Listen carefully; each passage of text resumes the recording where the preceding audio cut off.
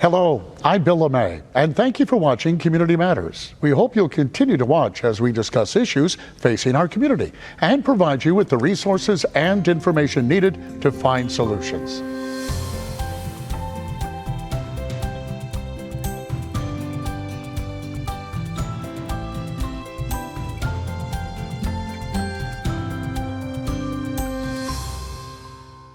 Today, we're highlighting exceptional educators, reimagining how we educate today's students. We'll bring you segments from the recent EDTalks presented by WakeEd Partnership. We are joined today by WakeEd's president, Keith Poston. And Keith, it's great to see you again. Thank you for being here. Thanks for having me back on. I appreciate it. Well, for folks who don't know what Wake Partnership is all about, could we talk a little bit about that? Who are you? Absolutely. We're a nonprofit organization right here in Raleigh. We've been around for 40 years, and our mission is pretty simple. We're here to support the Wake County Public Schools, the teachers, the students, and the families of the kids here in Wake County. And so whatever that might look like, it can be direct support for students, it can be programs, it can be development programs for teachers, it can be school supplies, which we've talked about before on this show. But yeah, we love supporting our students and our teachers here in Wake. And WakeEd's been around for how long? About 30 years? A little over 40 years. We celebrated our 40th anniversary. Yeah, sure did. Well, I got to ask you this, because it's almost back to when I was in school, almost. But things change. I mean, with social media and everything else. So I'm just curious from your perspective, the school today versus the school 40 years ago.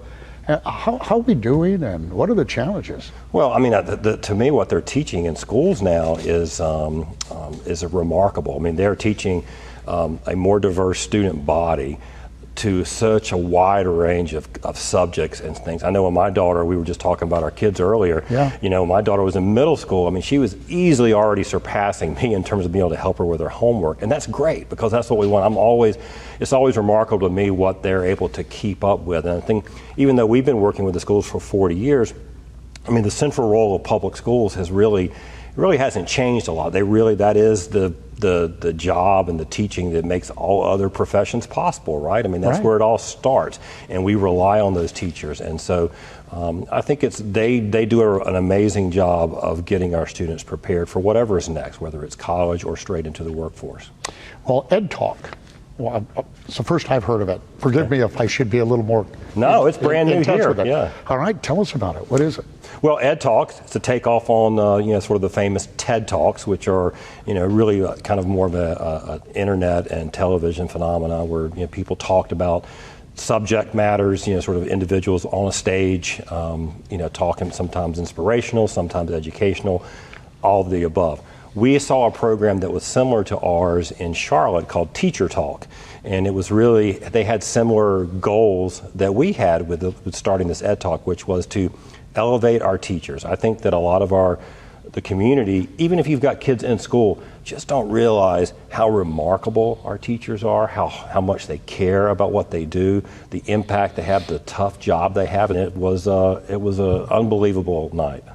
Well, for me, my wife has gotten in education, so I'm relatively new to that inner circle. But you're right, as far as recognizing teachers, especially good teachers, it just doesn't happen. And why is that so important that the community does that? Well, I think for teachers, I kind of look at that as it really are public servants, and they're really the front line, if you will.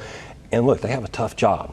And you think about what's happened, all of us have gone through, COVID and the lockdowns. Well, the teachers were right there in the middle of all that back and forth. They get caught up in a lot of the political, cultural, fights and nonsense. They have to take it, I joke sometimes, like if I was back when I was in school, when you were in school, if I got in trouble at school, I got in trouble at home. A lot of times now, kids get in trouble at school, they go home when their parents come up and lied into the teacher. And so they need our support. They need our backing. They need good pay. They need good resources and stuff, all those kinds of things. And so this was part of that. It's really to put our arms around them and lift them up and say, look how amazing they are, and look at the job they do. Well, and we're going to get into this, of course, but some of these teachers are truly amazing. It's got to be a challenge to keep the attention. Well, yeah, they're creative and innovative, more so than I think we probably give them credit for.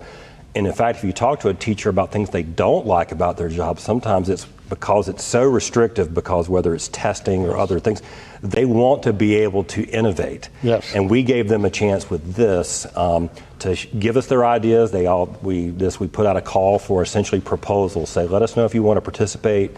Tell us a topic you'd like to talk about around reimagining education. Let's talk about that theme, reimagine.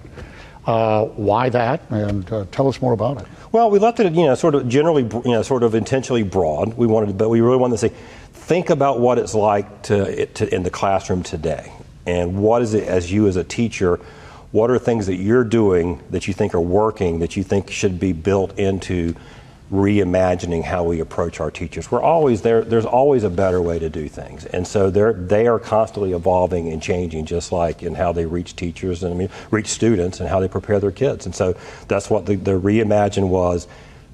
Whatever cliche you want to use, think outside the box. What works, share some insights, and we got lots of different ideas. Yeah, you sure did, and we're going to highlight some of those teachers. Before we get to them, I just got to ask, how did you choose?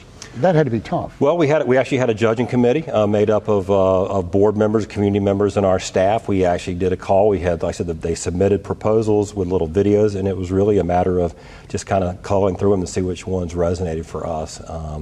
But it was cool. And then we had a speech coach that worked with the teachers once they were selected. There was another two-month process just to work with them to kind of get it snappy, and they love that, because again, they not only they get to talk about what they do, it really was professional development for them too. They learned a little bit more about engagement and stage presence, because look, as a teacher, you're on stage, so it was fun. Yeah, and well, you'll get a chance to judge for yourself. Stick around, because we'll be right back.